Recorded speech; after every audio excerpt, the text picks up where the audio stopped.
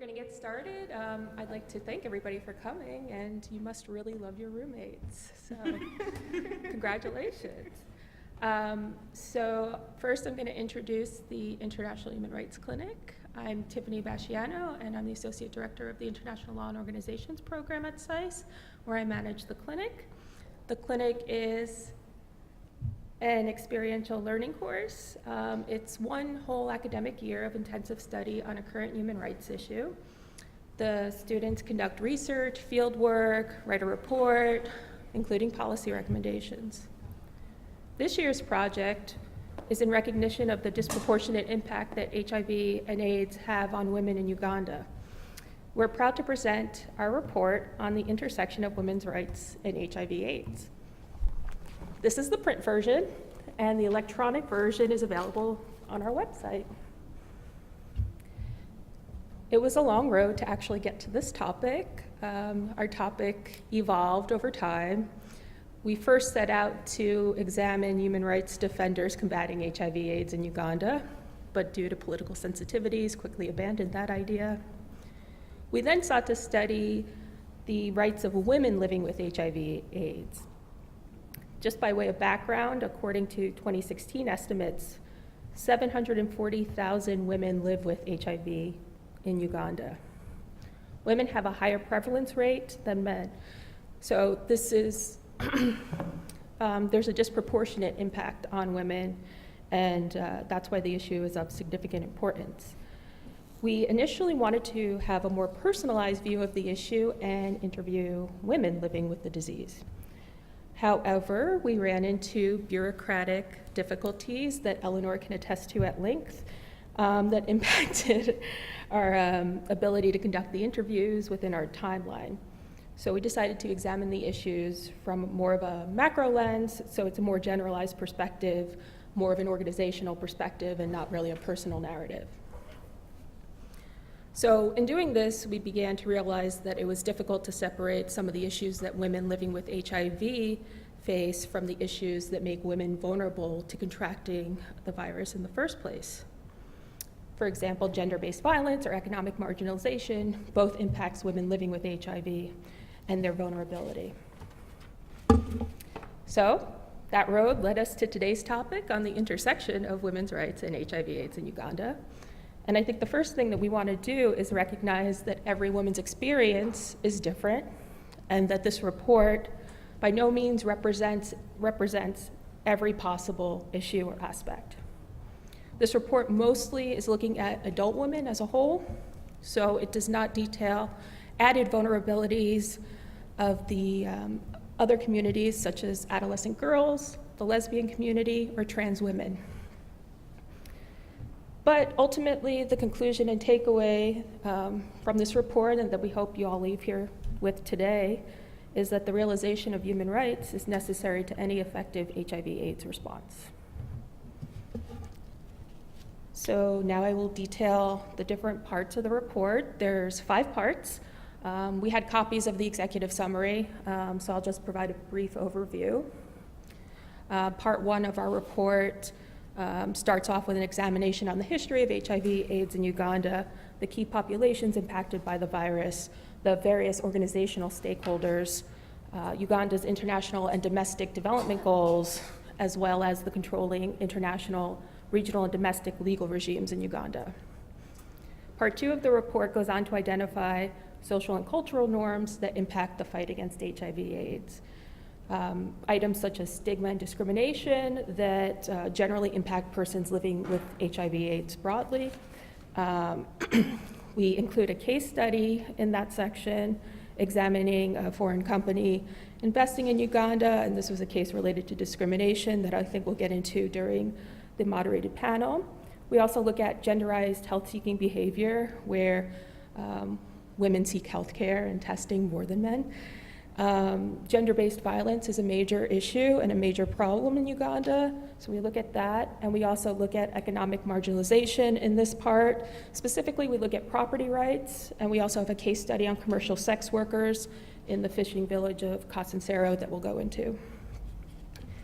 Part 3 of the report discusses structural barriers to realizing rights. These structural barriers include things like access to justice, deficiencies in the healthcare system, and the current political and legal climate in Uganda. Part 4, don't worry, there's not, we're almost done with all the different parts. There's only 5. Part 4 of the report examines the various stakeholder initiatives, their strategies, interventions, programs that they have in place to combat HIV/AIDS and to promote women's rights. Finally, Part 5 details our policy recommendations with the intent to ensure that women are not left behind in the fight against HIV/AIDS in Uganda. In terms of the format for today, the discussion will first start off with 3 presentations, brief overviews of our fact-finding missions in Kampala, Rakai, and Fort Portal. Then it'll be followed by moderated Q&A and moderated Q&A, that's right, to our research team members, but then we'll open up the floor to questions, and we hope to have a robust discussion with the audience here today.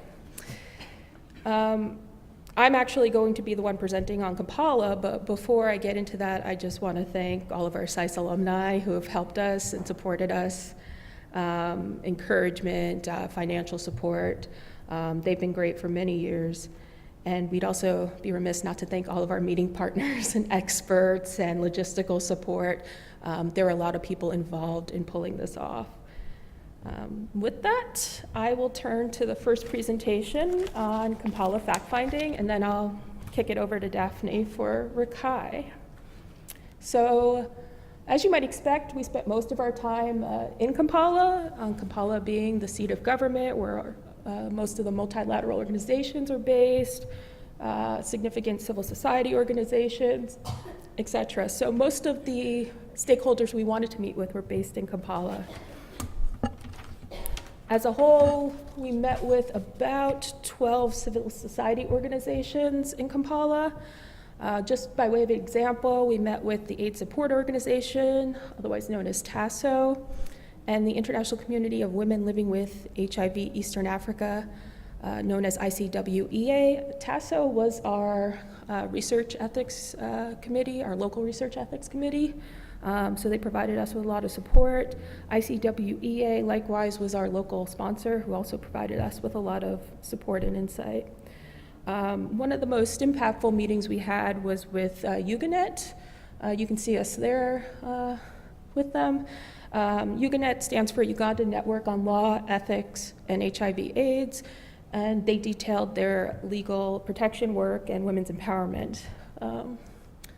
Let's see. Those are some other pictures from civil society meetings. Beyond civil society, we met with 3 foreign embassies, Sweden, Norway, and the United States. We wanted to better understand bilateral donor funding. Just by way of background, donor funding is important to the healthcare sector in Uganda because only about 8% on average of the country's total annual budget goes to the healthcare sector. This is both below their internal target as well as their regional target in the Abuja Declaration of 15% of their annual budget towards the healthcare sector. In addition, we met with 5 international organizations. You can see us here at the International Labor Organization, where we sought to further understand stigma and discrimination in the workplace. There we are at UNAIDS, which is obviously the major player in coordinating a lot of this, a lot of multilateral organization support. World Vision. Okay. We met with 2 government commissions, the Uganda AIDS Commission and the Ugandan Human Rights Commission. Ideally, we wanted to meet with more stakeholders like the Ministry of Health, the Ministry of Gender, Labor, and Social Development. We tried, but unfortunately, despite our efforts, we just couldn't arrange the meetings. It would have been helpful to meet with them because I think, as you'll see, they are major players in the government's response to some of these issues. We also met with several independent experts and 1 private sector entity, the Federation of Ugandan Employers, which helped us further understand private sector efforts in training, and developing policies to prevent HIV discrimination in the workplace.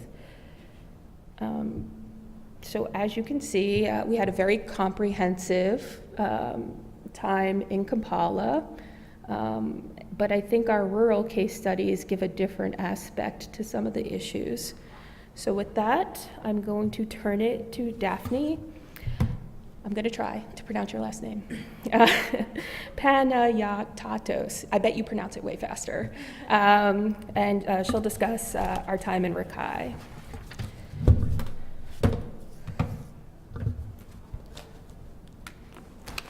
Do you want up here or down there? Okay.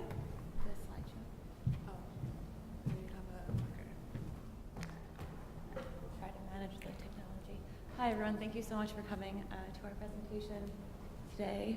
Let's see. Here we are, okay, thank you. So Rakai is a district about 3 hours drive southwest of Kampala. We chose to visit the area for several different reasons. First, within Rakai district is Kasansero, which Tiffany mentioned a little bit earlier. Kasansero is the site of the first reported case of HIV in Uganda. It's known as the landing site, and it's a fishing village on the shores of Lake Victoria. You can see there some of the pictures.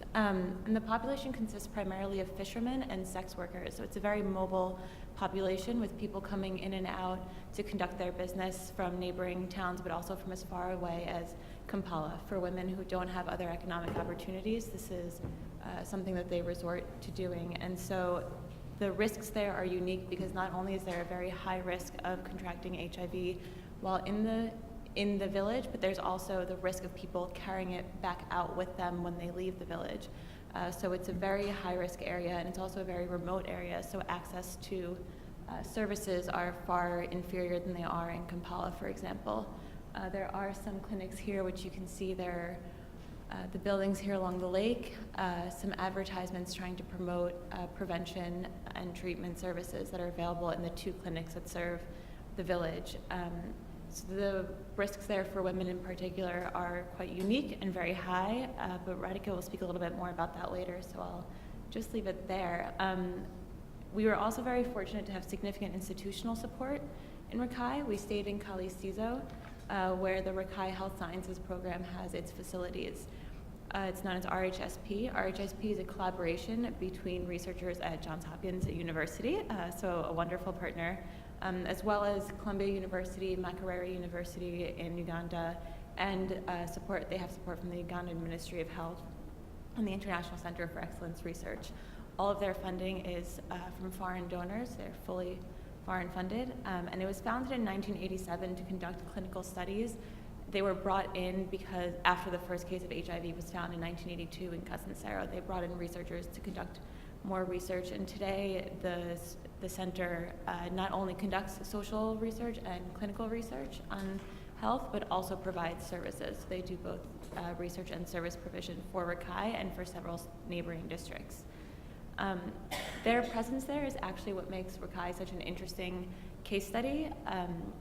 The facility is considered a center of excellence. We were able to tour the research facility in addition to getting an overview from the staff there and a view of their medical area, of their treatment area. And it really is, I mean, the center of excellence in terms of the facilities that they have. And so what's interesting is that the people in the district, because RHSP has had a presence for so long, they've been exposed to much more information, to consistent access to services and to treatment for HIV. And so that's helped to combat stigma as well as to treat more people in the area. So even while we were there having a meeting with one doctor, a young woman came to deliver some documents, and he explained that they take on, they call them volunteers, but they actually do receive nominal compensation for their work there, and these are all HIV positive women who then have an opportunity to contribute productively to the community in which they are, which because of the stigma, which again we'll talk about a little bit more later, they don't always have such opportunities. So the center is obviously trying to promote the kind of change that they want to see more broadly in the country. So it's interesting because although Rakai is a remote area, it has benefited from this well-funded and sustained and long-term investment in fighting HIV and preventing it and treating it. And so there have been good outcomes in terms of public health. So it's kind of a microcosm that shows the good that can come out of providing adequate, sustainable, consistent funding and interventions and treatment for HIV positive people. And I think we have that's the entrance to the center. We're jumping ahead. So I'll just note, while we were there, the RHSP staff did facilitate all of our meetings for us.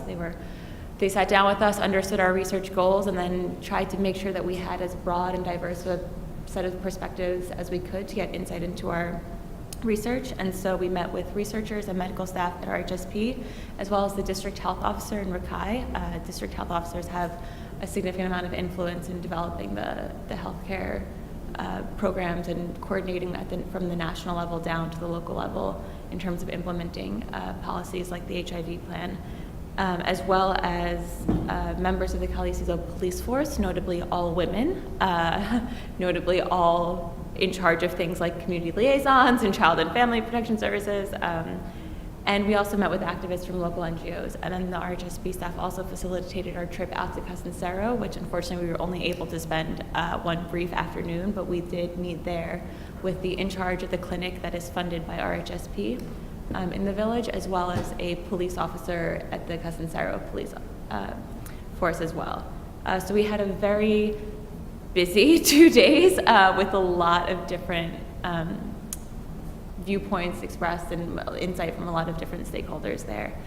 So it was a great trip, and I will pass it to Tiffany to tell you about their time in Fort Portal. My colleague will help me with the pictures, please. Up there. Hi, my name is Tiffany Cox. I was the team lead for our trip to Fort Portal. Fort Portal is located in western Uganda on the border with the Congo.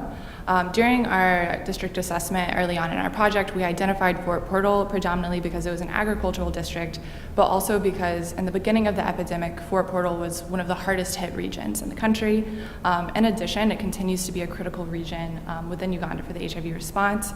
The Batoro ethnic group, which is the predominant ethnic group in Fort Portal, has a higher prevalence rate than the national average within Uganda. And so we were really excited to get to explore this new district, which is about 6 hours outside of Kampala, to kind of get perspectives on what rural Uganda is dealing with the HIV response. We met with 3 different partner organizations while we were in Fort Portal. The first was Manna Rescue Home, which was a Catholic nonprofit organization that serves as a kind of orphanage for children living with HIV. Manna provides housing and education, as well as healthcare services for children who are HIV positive. For us, this is a really significant meeting to be able to understand the challenges of children and individuals living with HIV in rural areas where healthcare is not necessarily, the infrastructure is not necessarily there. So, for example, at Manna, the children don't visit the hospital except for emergencies because the organization doesn't necessarily trust the infrastructure that's available. So Manna is an entire system of providing, I think we have a couple pictures of providing medication for the children. So they have a very detailed plan based on the children's healthcare background. And what we also thought was interesting about Manna was they were able to provide insight into the stigma that these children face going into the rescue home, but also in leaving when they turn 18. The organization also provides a human rights-based education, which I don't know if you can tell from the pictures, but they try to teach the children how to articulate their HIV status, also related to human rights and the human rights language, which we found was really inspiring. Our second meeting in Fort Portal was with the Ugandan Human Rights Commission.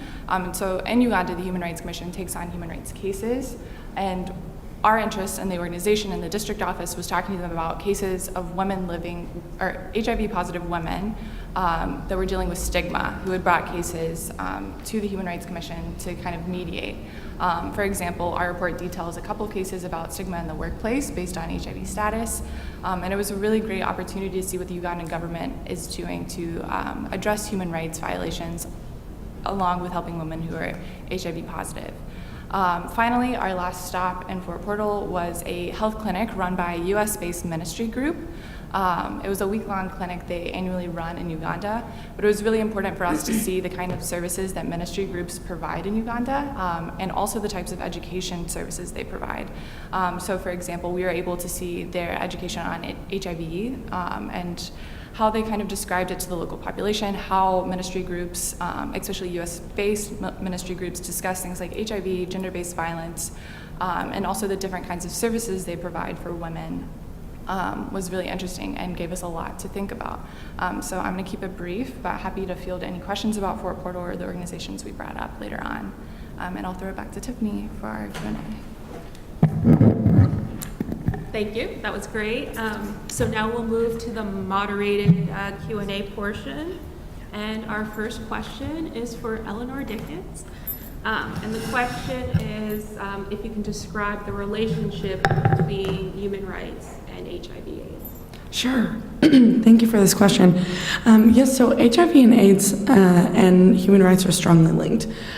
First, lack of respect for human rights drives the HIV epidemic and it increases its impact, while HIV undermines progress in the realization of human rights. So the link is quite obvious in looking at the numbers. HIV disproportionately affects certain groups, including women, children, and the impoverished. Additionally, there's an overwhelming burden in developing nations for HIV and AIDS.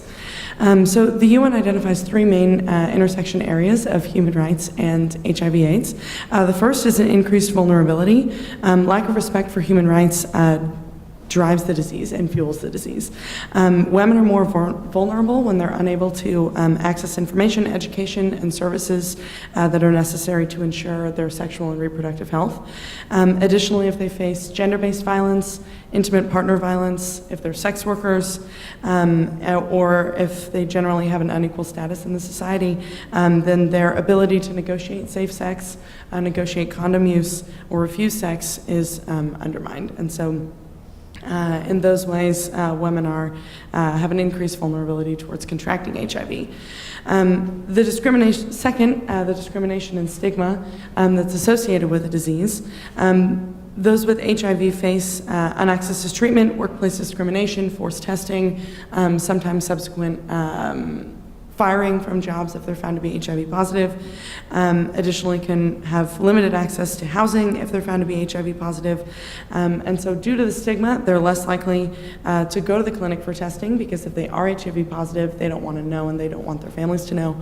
And also seeking treatment, if they're seen going into the clinic and assumed to have HIV, that can further perpetuate the discrimination and stigma that they face. Third, the intersection of human rights and HIV impedes an effective response to the epidemic in general. Strategies to address the epidemic are restricted in environments where human rights are not respected. So especially discrimination against sex workers, men who have sex with men, and drug users. It drives these groups underground, and so it's hard to reach with prevention efforts. Additionally, difficult to provide access to education and prevention. So overall, this intersection of HIV and human rights results in an increased vulnerability towards contracting HIV and limits the access to care. Thank you. Thanks, Eleanor. And now I'll turn back to Daphne to discuss why women are disproportionately impacted by the virus. Thank you.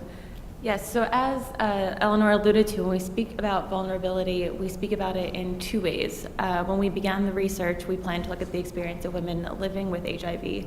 But what we found was that the same inability to fully access rights that negatively impacted the women who were already HIV positive also left women who were HIV negative more susceptible to contracting the virus. So as I'm sure most of you know, it's perfectly possible to live a very full life and to thrive while being HIV positive, unless, of course, there are obstacles to doing so. And for the women whose experience we looked into, it's that marginalization which prevented them in that case. And so that marginalization, too, has two dimensions. There's a cultural component and an institutional component. Socially, Uganda is a patriarchal society, so women are relegated to an inferior status. The starkest manifestation of which is perhaps gender-based violence, which is quite prevalent in the country. And the gender imbalances are so deeply ingrained in the culture and in the history that they're ratified in the institutions. So we see this in women's lack of property rights, in their economic disadvantage, and in their inability to obtain legal recourse when they do face gender-based discrimination. In the context of HIV, all people living with the virus in Uganda face discrimination. So despite the prevalence of the virus and the long history of trying to fight the epidemic, including the government's willingness to speak about it openly, which is something that we should acknowledge does help in the fight against it. Significant stigma does remain around HIV. And so for women, the result is what some of our stakeholders refer to as a kind of double discrimination, where women already face discrimination based on their gender, and now they also face discrimination based on their HIV status. So we see that HIV has a kind of multiplier effect where the disadvantages that women face are exacerbated because of their health.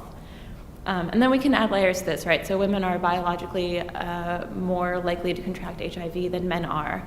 In addition, their economic disadvantage leads them to resort to several coping mechanisms that actually have harmful consequences.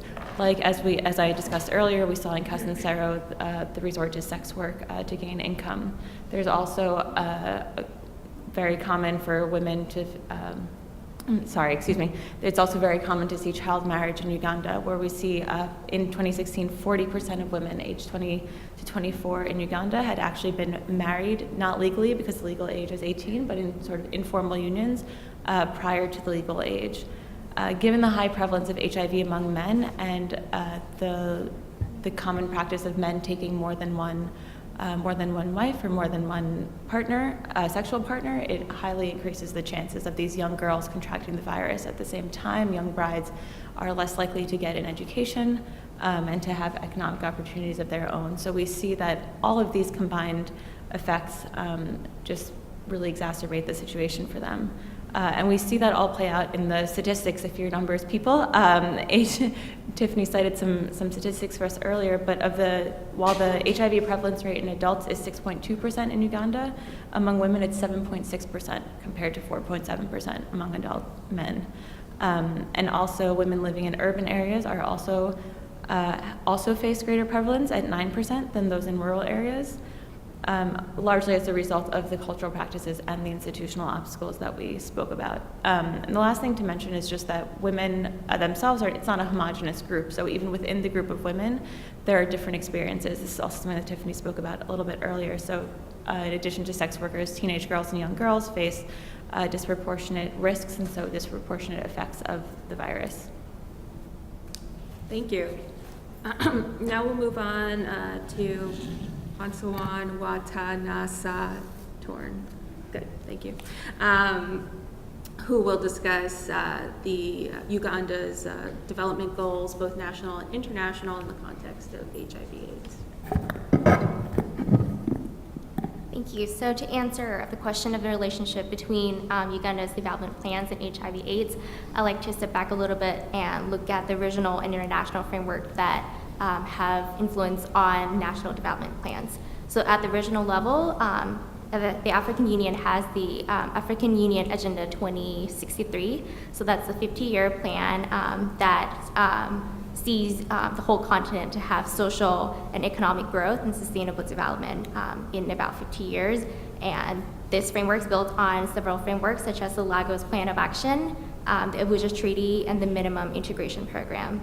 And with this framework in mind that looks at sustainable development, that is pretty much in line with the international framework of the Sustainable Development Goals of the UN. The UN recognizes that the African Union Agenda 2063 is an integral part of the SDGs. And as we know, the SDGs has 17 goals that aims for sustainable development that was endorsed in 2015, came to action in 2016.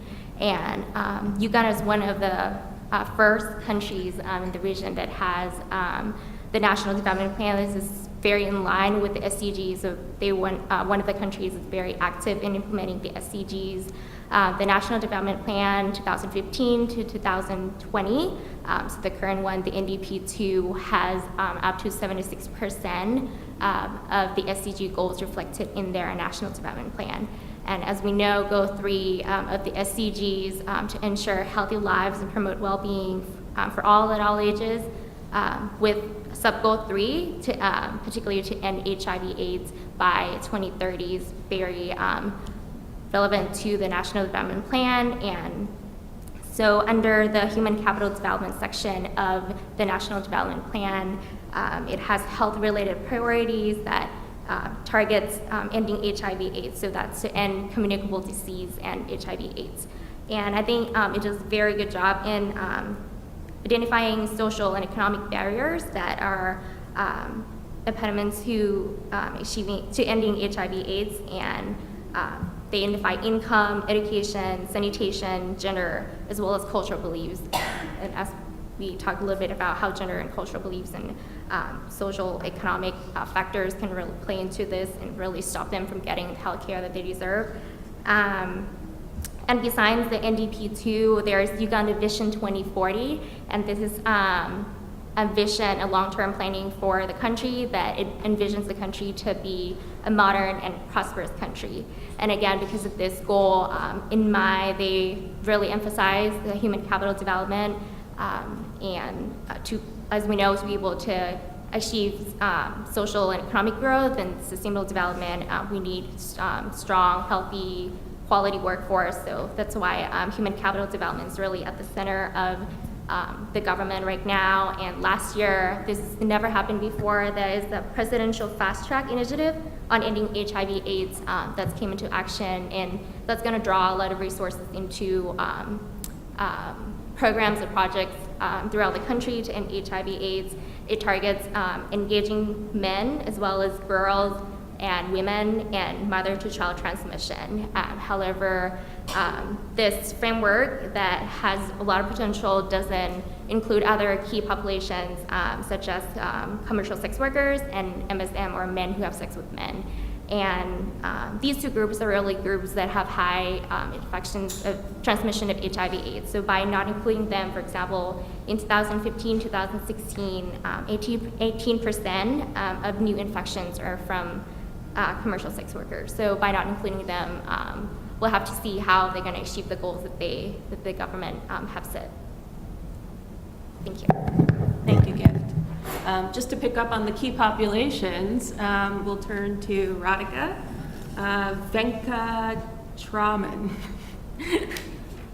Thanks, Tiffany. So I'll be covering the issues that are related to the key populations of Uganda.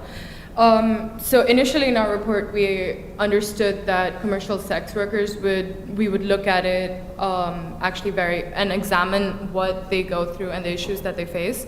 So just to clear up, because I think both Tiffany, Eleanor, and Gift mentioned certain parts of the key population.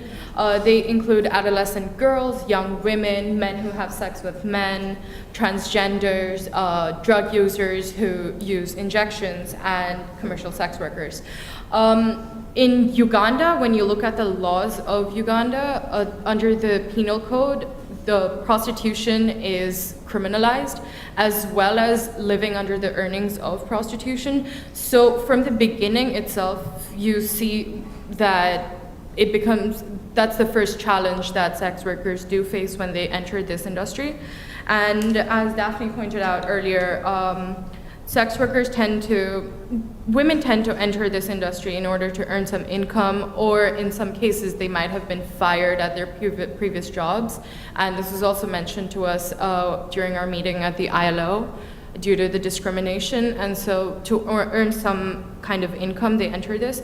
And because of the nature of this particular profession, they have to be quiet about certain things. So for example, there are certain times when clients would refuse to pay them, whatever it is, either money or any sort of benefits, and the sex workers would essentially have to be quiet about it, because if they raise their voice, then the clients threaten to expose what they're doing, and at the end of the day, they are the ones who would get in trouble. And because of this, there are also other laws that do affect the sex workers. One of them is the HIV Prevention Act, which criminalizes the willful transmission of HIV. So many times the sex worker population are targeted towards this, and they're blamed for transmitting HIV, when at the end of the day, there would be certain factors that would lead to transmission of HIV, which I'll cover just in a bit. In addition to this, so in Uganda, PEPFAR estimates that there are about 192,000 sex workers and a prevalence rate of 33 to 37%. So as Gift pointed out, with an 18% rate of transmission due to sex workers, you can easily see that these women need to get the correct attention. And even when it comes to stigma that they face, because of just the sheer nature of their profession, when healthcare workers realize that they are sex workers, they tend to kind of abstain from treating them or providing them with drugs or medical attention. Casancero, as Daphne mentioned earlier during our visit to Rakai, was the prime example of what these women do go through. Casancero is filled with basically sex workers, fishermen, and children, and it's a very mobile community because there are a lot of people that do come in and leave within the 1 or 2 months. So the trend, there's only one healthcare worker present in Casancero, which itself kind of becomes a problem with, the sheer number of people that are there. When we were talking to him, he was just telling us the trend of sex workers. So what usually happens is there would be women that would come from Kampala in search of some money. And at that time, their value or their worth would be a little bit higher. But after a couple of weeks, their value goes down. And during the entire process, they tend to, even if they were HIV negative when they came in, they tend to contract HIV and maybe go back to where they came from, either Kampala or wherever they came from, and spread the disease even further. But it's not only this, it's also the sexual practices that are present. So for sex workers, those who would like to, have safe sex and use certain contraceptives or use condoms, they are given less money as compared to those who don't use it. So this kind of perpetuates unsafe sex practices and puts them at a higher risk of contracting HIV. So because of this, there are so many issues that lead up to it, and that kind of perpetuates them to continuously use the unsafe sex practices and contract HIV, and as Kristen will mention it later, and also involves gender-based violence. And due to the Ugandan laws not even giving them any attention and kind of disregarding their line of work because of their laws, it becomes extremely hard for civil society organizations or even foreign governments to even give them some kind of help or attention. So even though the Ugandan Human Rights Commission do have certain mechanisms in process to address their grievances, they are, at the end of the day, kind of blocked by the laws that are already present. So unless there's a particular change in the laws itself, there isn't much that can be done to go ahead for the key populations. And thank you. Thank you. And now we'll turn to Kristen Buchanan, who will discuss gender-based violence, otherwise known as GBV. Sure. So I'll discuss GBV and how it's related to HIV/AIDS. So CEDAW, or the Convention on the Elimination of All Forms of Discrimination Against Women, defines GBV as violence that is directed against a woman because she is a woman or that affects women disproportionately. And GBV can include rape, sexual harassment, physical violence, sex trafficking, coercive or exploitive sex, female genital mutilation, early marriage, forced abortions, and widow inheritance. So it's a pretty broad definition. Another closely related concept to GBV is IPV, or intimate partner violence, which the WHO defines as behavior by an intimate partner that causes physical, sexual, or psychological harm, including acts of physical aggression, sexual coercion, psychological abuse, and controlling behaviors. So the relationship between GBV and HIV/AIDS is kind of cyclical in the sense that HIV/AIDS can lead to GBV and vice versa. So for example, if a husband or a male partner tests positive for HIV, then it raises questions of who brought HIV into the household. And so he may blame the wife or the female partner, and that can lead to GBV. Or say that a woman gets tested for HIV and is positive. If she tells the husband, or if the husband finds out in any other way, he may think that she has been unfaithful to him, and that can result in GBV as retaliation. In fact, GBV risk factors for women include HIV positive status, lack of education, low socioeconomic status, pregnancy, and being in a cohabiting relationship. So on the other end of it, GBV can lead to HIV transmission, such as through sexual coercion and rape, including marital rape. The general attitude in Uganda regarding IPV and marital rape is that they're both kind of accepted or at least tolerated because it's seen as the husband's right to have sex with the wife whenever he wishes. And what goes on in a marriage is a private matter and it's not a public concern. So as such, women are more at a disadvantaged position to negotiate safe sex, such as by asking that the husband or partner use a condom or even to refuse sex. Also, men in Uganda are more likely to have had more sexual partners, be engaged in concurrent sexual relationships, and engage in other risky behaviors such as drug abuse and alcohol consumption, which all compound the effects of GBV and can increase the transmission of HIV. So in terms of the response, Uganda's response to GBV, the main piece of legislation it has in place is the Domestic Violence Act of 2010. However, even though these protections for women are in writing, there is not that much implementation. And also, women who have experienced GBV or IPV often do not feel safe or comfortable coming forward to report these abuses. And that can range because they fear stigma or discrimination, violence, retaliation, or rejection from their partner, family, or in-laws.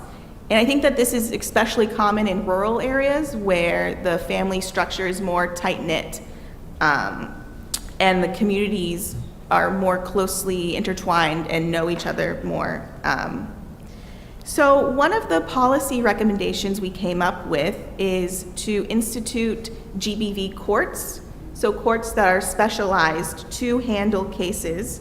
And GBV courts, if paired with appropriately trained judges and personnel, can create gender-sensitive environments that can reduce the burden on victims and survivors by processing the cases more efficiently, as well as minimizing the stigma. So currently, there is no specialized GBV court in Uganda. However, there is support for one amongst some parliamentarians, judges, and women's activist groups. And you can read more about that in the report. Thank you. Thank you, Kristen. I think I would just add to that there is a bill before Parliament to criminalize marital rape, but it hasn't been passed yet, so we would encourage Parliament to take a strong look at that. Okay, so now we'll turn to the donor climate for funding HIV/AIDS related responses with Tiffany Cox. Hi, everyone. To reiterate something Tiffany mentioned early on in our presentation, the Ugandan government has gradually been decreasing its spending on the healthcare sector. I think currently you listed the statistic of 8% of their national budget goes to the healthcare sector, which kind of goes to underline the emphasis of international donors on the HIV/AIDS response. So when we're talking about donors in the bilateral sphere, you have the three top donors are the US and PEPFAR, which is the President's Emergency Plan for AIDS Relief, as well as Denmark and Ireland, which I don't know if you can read the graphic, the font might be too small, but they contribute a lot to civil society and multilateral organizations like the Global Fund and UNAIDS, which coordinates all different multilateral organizations and the HIV's response. In our report, we do a detailed analysis of what actors provide what. For example, the US has a very strong unilateral program within the country, but other donors like Norway or Sweden, who we spoke to, make up for not providing as much in funding by working closely with the Ugandan government, lobbying for policies, advocating with civil society, etc. And to give you a perspective on the significance of international funding and the response, 90% of HIV services and commodities are provided by PEPFAR and the Global Fund jointly. That was in 2017. And just the emphasis of PEPFAR in general, in 2016, 94% of HIV positive individuals were supported through PEPFAR programs and services. So as we kind of detail in our report, this is a very big issue with government dependence on international funding.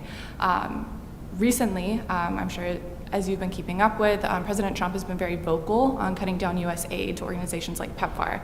Within the last year, 17 different countries have lost all PEPFAR funding. Currently, this does not impact Uganda, which has been identified as one of 7 critical countries in which funding will be maintained. However, it's unclear about in the future if this funding will be maintained or if it will be further reduced. And as a country that's heavily dependent on U.S. funding, this would be essentially a death sentence to many organizations and individuals that receive U.S. funding. Further, policies like the Mexico City policy, or what you may recognize as the global gag rule, which President Trump just renamed as the Protecting Life and Global Health Assistance rule, essentially also cuts down on donor funding. So this policy basically links U.S. funding of nonprofit organizations to the provision or even the promotion of abortion services. The U.S. Embassy was clarified that currently no funding has been lost within the last year due to the global gag rule, but the concern is in the future NGOs that provide these types of services or this type of advocacy will not be able to gain U.S. funding. And so looking forward, we provided kind of 2 encompassing recommendations on how to resolve donor dependence. So the first would be for the Ugandan government to increase their funding of the healthcare sector. As Stephanie mentioned before, the international recommendation is 15%, and so the Ugandan government is quite below that standard. And then further increasing donor coordination, making sure that even though there's a difference in the kinds of funding levels that are provided and the types of roles, to make sure everyone is, each multilateral donor and bilateral donor are brought together towards a common agenda, which the Ugandan government supports, but also ensuring that populations that the Ugandan government may not recognize, such as some of the key populations Radhika mentioned, are also taken care of, and that funding is going towards those types of programs as well. And then finally, ensuring that financing priorities are maintained to the future, working with civil society to make sure that these critical organizations that provide so many services to the HIV response are promoted in the future, specifically when there's so much uncertainty about the future of international funding in the future. Thank you. Thank you. And now we'll hear from Yoon Sung on the role of the private sector as well as economic marginalization. Thank you. I want to start out by clarifying why private sector would be important when we're looking at women living with HIV/AIDS. Primarily, it's because it's income-generating activity. It looks at if women can be economically dependent and therefore access the right medication, the right services that they need. The layout of the labor market in Uganda is quite unique. Around 79% of the labor force is self-employed or employed as unpaid family work. The highest employment in the private sector occurs in agriculture and fishing industry. About 50% of all employed women engage in the lowest paying 3 sectors, including agriculture. And this is why I sort of want to focus on agriculture and how women are working in the agriculture sector, because they face a lot of discrimination and inequality in that sector also. The main reasons for inequality, as previous studies show, is mainly because of some social practices that are prevalent in the country. For example, early marriage or GBV, that leads to lack of education and lack of opportunities for skills attaining. Another reason could be that women take on the burden of the majority of the household work, which leaves them with fewer time and less resources to engage in the economic activity that men do in the country. When looking at agriculture, there are statutory laws that promote for non-discriminatory regulations and also equality for women and men. But in practice, and the reality is that the customary law and the sort of traditional law impedes the statutory law that's in place, which means that men who are mainly predominantly men get more land access as well as inheritance laws that are more favorable to the men. And so in Uganda, there's a lot of property grabbing, which in many of our meetings were mentioned, where women who are left with some land after their husband has deceased get their land taken away from the in-laws and the relatives of the husbands. And this is quite a common practice that really strips away the prime economic activity that makes women economically dependent from men, and therefore have more access to medication and to fulfill their livelihoods even better. Moving on away from agriculture, the situation in non-agricultural sectors show some resemblance, and there are some other differences that can be found. For example, again, the statutory law promotes for equal opportunity. The Employment Act of 2005, as well as the Constitution of Uganda, promotes for the right of equal pay for equal work without discrimination. Discrimination against HIV status is also clearly stated. However, in 2013, there was a study done by the National Forum of People Living with HIV in Uganda that showed 27% of the respondents attributed losing their jobs or losing their income due to their HIV status. There was also a famous case where a foreign company, namely a Chinese construction company, was blamed for forcibly testing women for HIV, who were then later on had their contracts terminated. This reached the High Court, but again, ICWEA, one of our local partners that we talked to, stated that foreign companies do have HIV testing as preconditions of hiring process, and so we can easily note that this is not a singular case, but it happens, and there must be some kind of law that sort of fills in that gap and makes it more equal. The comparison can be made to a South African companies with similar issues who have set up anti-discrimination policies. And similarly, in food processing companies and hotels, HIV screening is also still a precondition and a part of the hiring process, which further discriminates women from accessing these sectors. On the side of the employers, it turns out that higher costs are connected when you are trying to get in health insurance for HIV positive people, and so they are less likely to have that health insurance for the employees. Some of the other programs that employers are taking on include separate programs that are assisted by FUE and other civil society organizations that educate the employers on HIV and how to treat HIV, respond to HIV within the workplace, but still this is sort of a minimal practice done. And so in our report, we do include various policy recommendations to amend those gaps in the private sector. Thank you. Thank you, Dian. Okay, now we'll turn to Ashwaka Davis, who will discuss religion and faith-based organizations and their role. Good morning. So I will be talking about the intersectionality of religion and faith-based organizations and the role they play in combating HIV/AIDS and its prevention and treatment. Much like most developing countries, cultural and religious factors play an important role in the policies and in the actions of a lot of actors in the context of treatment and prevention. FBOs have a position of influence and reach because they have the access to remote and rural areas, which are socially and culturally accepted, as opposed to other organizations which may face those barriers. The church itself is a very effective channel in propagating policies with regards to prevention and safe sex methods. While this may not be practiced, it is a very effective channel if tapped into. Just to give you a little bit of context about Uganda's religion and religious values, it's a predominantly Christian country with over 84% of its population practicing Christianity.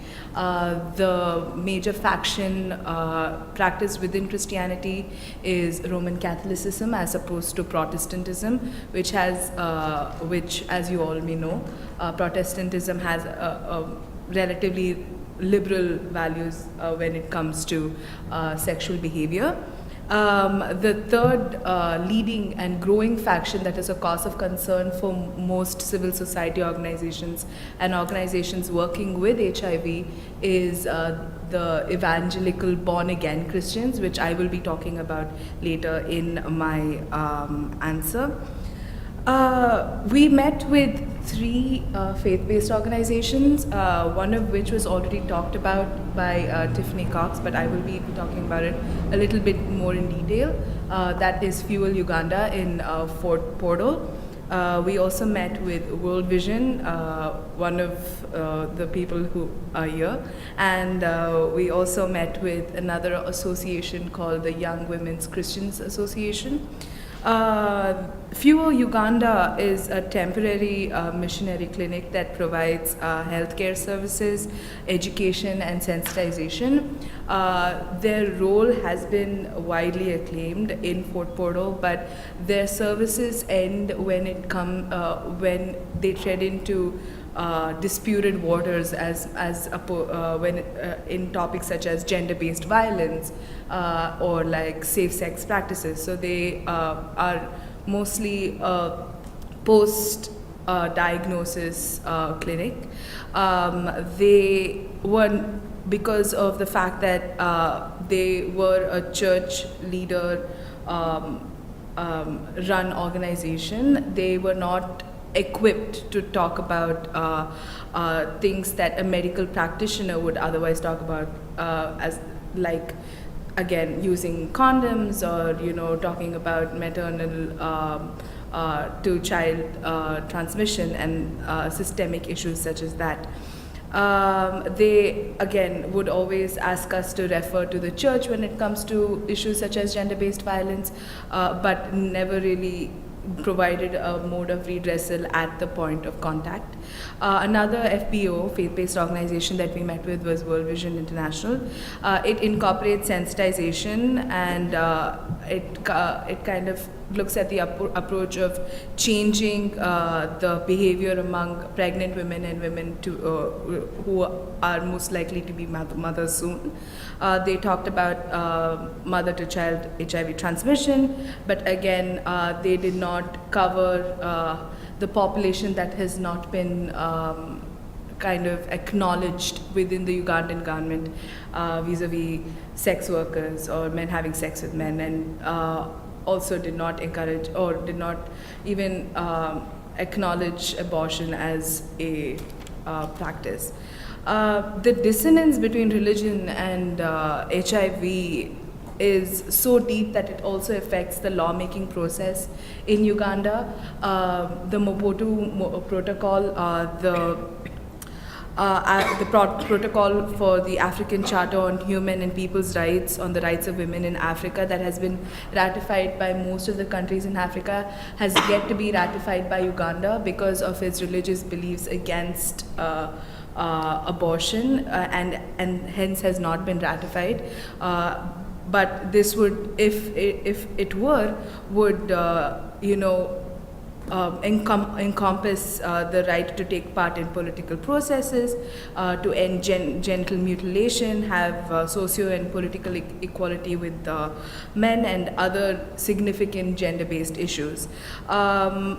the major issue, I guess, most civil society organizations and organizations that work on the field told us is the multiplicity of voices that are there in combating the incidence of HIV.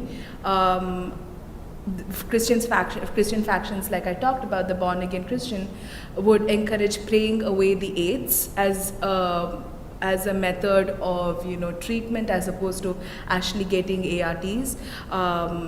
Staging false testimonies as to saying, hey, I prayed with this missionary and I got cured, is also taking away from years of work that NGOs and organizations have put in towards sensitizing and encouraging people to get treatment. And so the root of the problem that we did see is the jarringly contradicting and contrasting messages from various actors and stakeholders, which leaves the population confused as to what to do. As we all know, in the world, abstinence is never the answer. Education and sensitization of the leaders is the answer to kind of, push the goal of ending HIV. Thank you, Aishwarya. Just one brief correction. The Mobutu Protocol has been ratified by Uganda, but with a reservation on the article regarding abortion. Yeah, but it took them a while to ratify it because of that. So we're going to turn to Yushuang Sun, who's going to discuss civil society organizations and rights-based approaches and wrap this all up. Thank you. Just to end on a pretty positive note, Uganda has a very robust and vibrant civil society. They try to fill the gap left by the government in terms of health services delivery.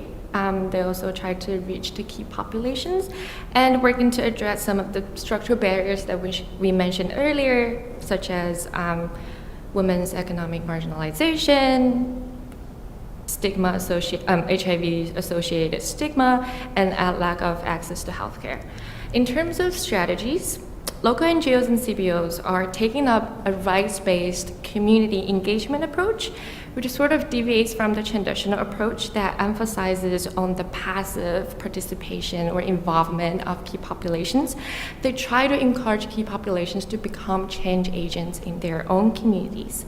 So for instance, many organizations are using the SASA approach, which is a Swahili word for now, and also stands for Start, Awareness, Support, and Action, to train women to become, to conduct grassroots campaigns and conduct community dialogue with local duty bearers and opinion leaders, such as clan leaders and religious leaders, to address problems like gender power asymmetries or issues impacting women's vulnerability to HIV/AIDS. And as Guillaume mentioned earlier, there's a huge discrepancy between the statutory law and customary laws. In order to bridge the gap, many organizations are launching interventions to train women and as well as men on legal rights, such as how to write a will and how to ensure their properties are being protected, especially for women and for widows. These empowerment programs also provide women with income-generating skills like financing, budgeting, and how to make small living for themselves to cope with external stigma as well as overcoming their self-stigma. And being part of this wider network allows them to engage in a collective resistance to violence and discrimination that would otherwise be difficult for them to achieve individually. And international organizations are facilitating the design and implementation of a lot of these programs in the forms of funding, research, technical assistance, and capacity building. NGOs are also trying to influence policy development by engaging in strategic litigation as well as high-level advocacy. So they have previous efforts have mainly focused on raising salience of a policy issue or blocking some laws that also impact women's vulnerability. For instance, a coalition, actually it is in fact 2015, in the face of a possible ARV stockout, which is like the essential medication for HIV/AIDS treatment. A coalition of 50 CBOs and local NGOs actually launched this Uganda election health manifesto, which urged all political parties and candidates who ran for office in the 2016 campaigns to prioritize life-saving medicines. And this campaign actually successfully forestalled the potential ARV stockouts. However, NGOs also face several roadblocks, one of which is the lack of monitoring and evaluation efforts. There are no concerted efforts for them to document the lessons learned and best practices for programs carried out by those NGOs and encourage information sharing. Many NGOs, they only conduct monitoring and evaluation efforts because they want to fulfill the requirements set by the donors rather than actually measure the sustainability of their programs. And another problem is insufficient funding, since most of the civil society organizations depend on, like, the funding and resources depend on international donors, which also related back to the question that Tiffany mentioned about, like, the global gag rule might exacerbating the insufficient funding for those NGOs to carry out new programs. Also, the political climate is becoming more and more repressive in recent years. In the passage of two laws, one is the Public Order Management Act in 2013, and the other is the NGO Act in 2016, imposed a glass ceiling for NGOs to conduct political activism. And this act also imposed a lot of bureaucratic red tape in order for those organizations to register and operate functionally. So just as a wrap up, so during the course of this year-long research project, we have become more assured that without sufficient human rights protection, it is impossible to meet HIV health goals. Conversely, also true, the failure to meet public health goals represents a serious threat to human rights of people living with or at risk of HIV. Successful responses to HIV depend on the articulation of approach that increases the use of HIV prevention, treatment, and care services, and do so in a way to foster human rights protection and reduce stigma and discrimination. To advance this human rights or rights-based approach, the government needs to provide a conducive political and legal environment for key populations to seek out their own rights, both health-related rights or socioeconomic rights. And this approach also entails the promotion of legal rights and legal capacity buildings from the ground up. In addition to enhancing human rights education for people who are affected by HIV, human rights training for healthcare workers, law enforcement officers, security agencies, private firms, employers are also critical to ensuring respect and protection of human rights. Thanks.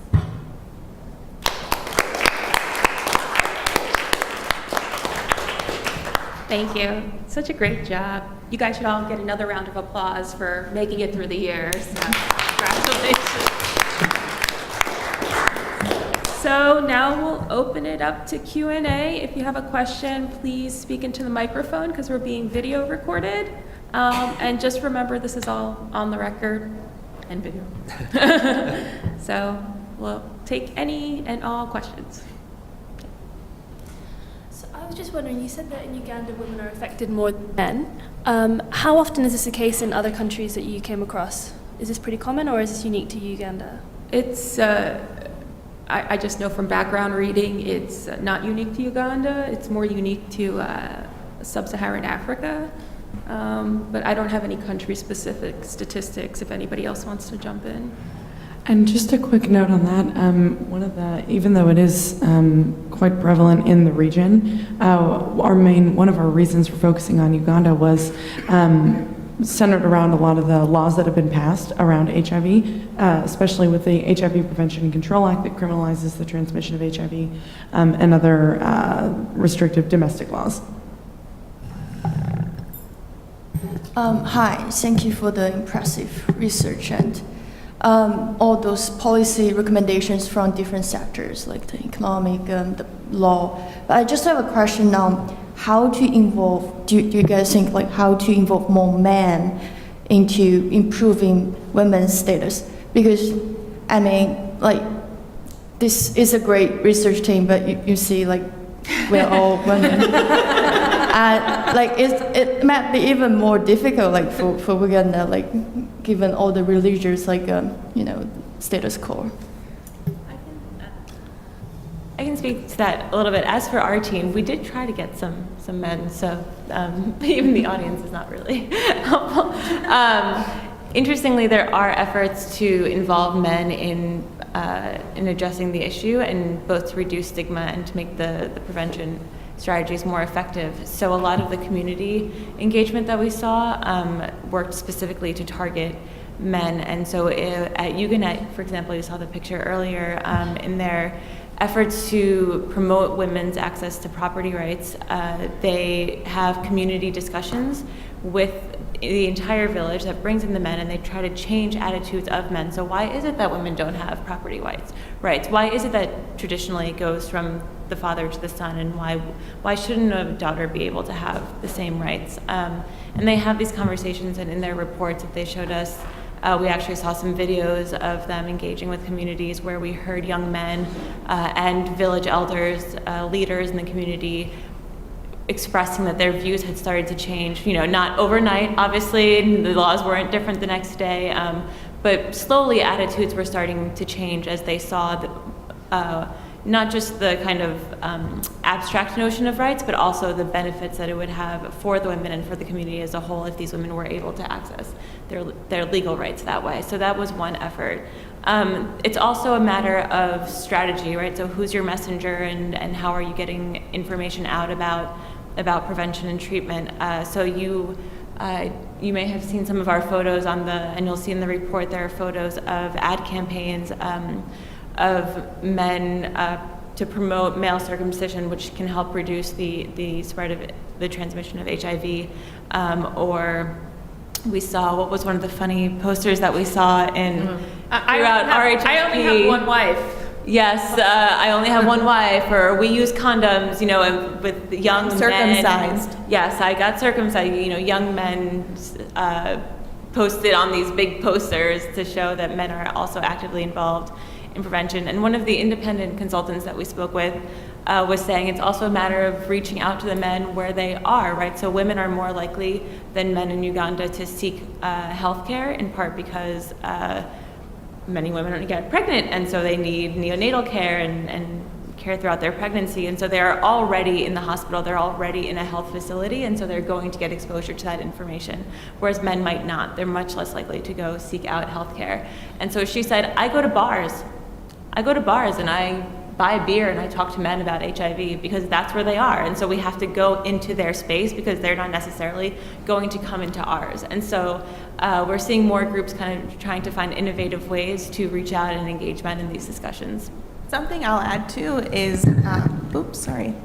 a lot of the male engagement groups are starting to engage with adolescent boys while they're young to promote positive health-seeking behaviors and more gender equality attitudes in terms of sexual relations, so promoting condom use and other health-seeking behaviors. And this is done through mentorships, older men with younger adolescent boys, and community dialogues. A lot of it is structured around school or other activities in community engagement, like sports games, theater productions, things of that nature. Yeah. And just one more note on that. One of the organizations we met with, the Straight Talk Foundation, they actually go into schools, high schools, and make clubs and have students have student-run clubs that are targeted towards demystifying HIV and having adequate sexual and reproductive health education, because that's currently not integrated into the National Education Plan. They were a few years ago, there was a plan to implement that, more sexual and reproductive rights into the education system, but it was actually withdrawn because of vulgar language, and it wasn't allowed to be implemented in the national plan. So there are efforts to engage youth on that as well. Oh, can I just, one sec. I'll just also add that I saw a small study, I don't remember who was behind the study, on the unpaid work of women and sort of equalizing that with men. And given all the unpaid work of women, by and large, you know, it causes a lot of domestic problems. And so, and the results of the study seemed very successful. Like the marriages were happier and men could appreciate the amount of work that women were doing in child rearing and agriculture and all these other unpaid jobs. If anybody's interested, I'll just let me know and I can figure out where that study came from. Yes, can you just speak into a mic?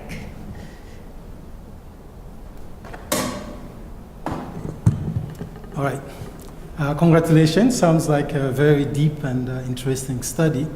My only concern is that you present Uganda so much in the vacuum.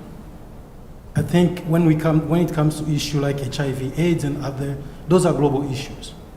So presenting any country in the vacuum often makes this country look a bit awkward or backward in that sense. When in fact Uganda, for instance, at one point was at the forefront with HABC and all that stuff on one level. But then two, when we compare to other places in the world, then we see either they're behind or at the forefront. It's not that long ago that HIV/AIDS was a scourge in this country, right? So sex workers, prostitutes, it's still illegal in this country as well, right? So in that sense, Uganda is not unique.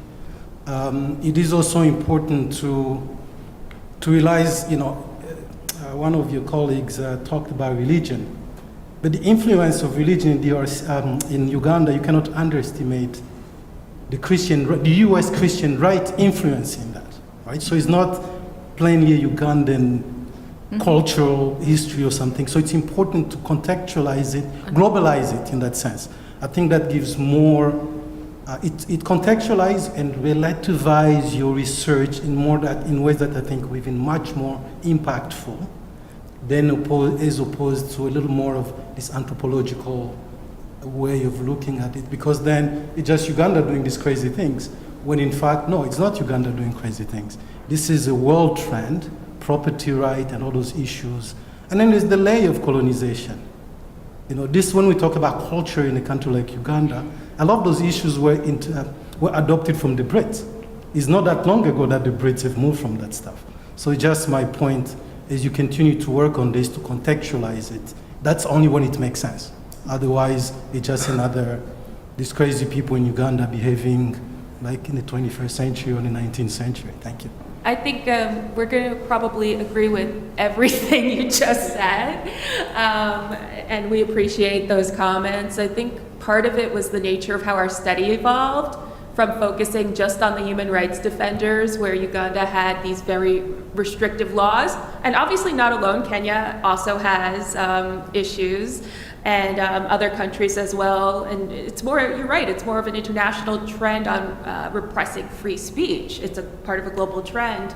And I think these are all valuable points. And if anybody has anything they want to, and we're aware of the Christian right, and I don't know if we brought it up though in the report. Yeah, going back to the Christian and the religious angle towards the whole issue, most of the faith-based organizations that we met with, for instance, World Vision International, would not try and engage with that conversation because their funding was from the US government, and the US government is vehemently against abortion, and And so a lot of the policies that are translated on paper, to clarify, is also because of the fact that it does come from international funding, and they have various clauses that the organizations have to abide by, and it's not just the Ugandan government. And as Tiffany talked about in donor funding, all of those clauses also play into the bigger picture of HIV/AIDS. But I 100% agree with you. And coming from a developing country, I understand your just the whole point of the colonial ancestry playing into the culture today as well. Yeah, I was just gonna add that I think what's the reason that the study was so looking at the intersection of rights and HIV is interesting because it means this is not just a development issue, right? If it were just a matter of public health, just a matter of increasing the right kinds of interventions, boosting ABC campaigns and reducing obstacles to accessing medication, that would be one thing. But it's the context, it's the political context that makes us maybe a little bit less optimistic. And we did, you're right, Uganda was at the forefront, and it was one of the first countries to reverse the trend of HIV. But lately, that reversal is being reversed again. So all the progress that they made, we're now seeing that it's being undone, and that's what's particularly concerning in this context, is that while they may have been doing something right, clearly there's something that's not working now. And part of that is the funding issue. So when Uganda because it had made such an explicit commitment and had acknowledged HIV/AIDS as a public health priority and a development priority, huge amounts of funding came flooding in. But as Tiffany was speaking about the donor environment, if that funding disappears, things will obviously be worse as well. And in terms of the rights, another one of the rights that maybe we didn't speak about today as much, but that we addressed in the report, are restrictions on freedom of association and of free speech. So even the organizations that are doing things to increase information and to increase access to treatment and prevention services, they are now being stifled by restrictive laws in civil society. And so they're not able to, for example, one activist was telling us, we can't organize protests anymore to go out and raise awareness about stockouts that are happening in our communities. So we can't access medication, and we can't go out there and say it because we're not allowed to run these demonstrations anymore. And so by restricting the behavior and the activities of these organizations, a key player in the fight against HIV is being silenced. And so that's one of the risks as well. But again, definitely we did focus pretty narrowly on Uganda, and a question that many people that we met with asked where it was, how are other countries doing it? So that's definitely an area for further research. Yes? Thank you all very much. Based on what you all said, there very much needs to be a feedback loop between human rights abuse, HIV, and then there's the feedback loop where HIV leads to more abuse of human rights and then more HIV later on. And you all have talked about how sort of going towards the human rights side is the way to break this loop. In Uganda, what are the actual sort of levers of power to get the government to treat it as an issue as important as it did in the past, even in the context of like the additional, or I guess new restrictions on freedom of speech? Okay, so right now, HIV/AIDS is not the leading cause of death in Uganda anymore. So that is one thing that kind of hindered this entire importance that was given to just this particular sector, because they had to concentrate on TB and other diseases. That was one thing. Another thing is that it is a developing country and it does not have enough financial resources as well. So it depends so much, as Tiffany said, on PEPFAR and other foreign donations. So to allocate those resources as well, and if you have certain political changes in climates in, say, the United States or in Uganda itself, it again hinders this particular attention. So, and another thing that we did see was that the budget was also directed towards infrastructure development instead of promoting public health. I'm not saying that there is no importance given to it, but it's just the priorities that the government has as well. So depending on that, I think that was a very important issue to, as you're saying, break the cycle and kind of give HIV a bit more importance. And also another thing is having a strategic way of going about it as well. Like when you're seeing that, for example, the sex workers populations, 18% of transmission was led from the sex workers, you do have to give this particular population importance. You have to promote certain safe sex practices and curb it in that sense as well. And then one other bit, I think the role of civil society too is really important. We saw a few examples, one in particular about the HIV Prevention and Control Act. One of the organizations that we met with has actually worked on an appeals process for certain aspects of the HIV Prevention and Control Act that they saw as restrictive and that needed to be changed. And so they actually put an appeal through the courts, and it's still being decided now. But the role of civil society too in putting in that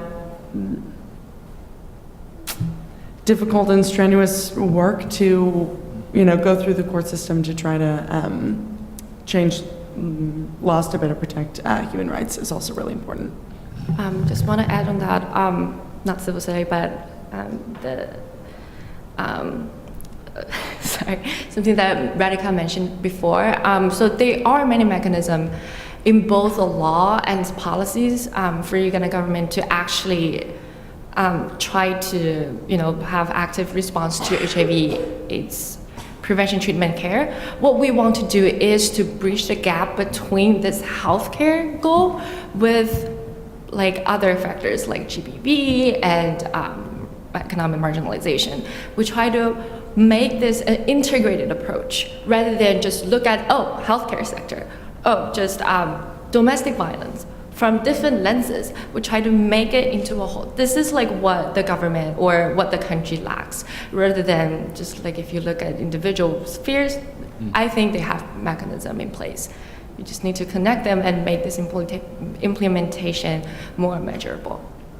Can I just add, because I think we covered the judicial branch and the fact that there has been positive strategic litigation that's happened outside of this.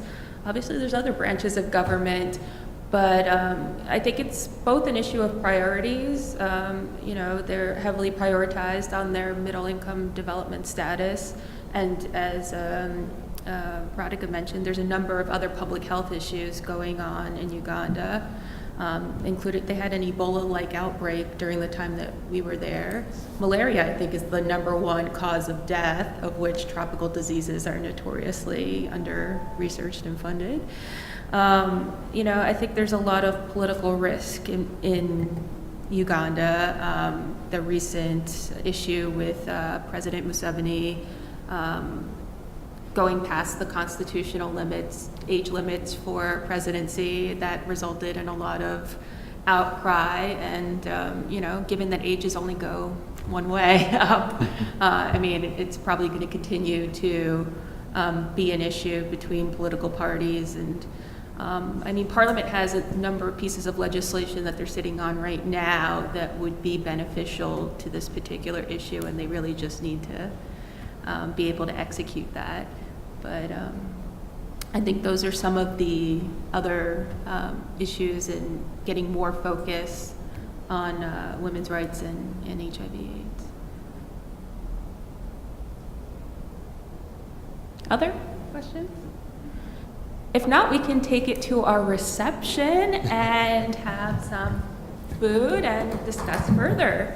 If there's no other questions, we thank you for coming today and encourage you to check out our report online. Thank you.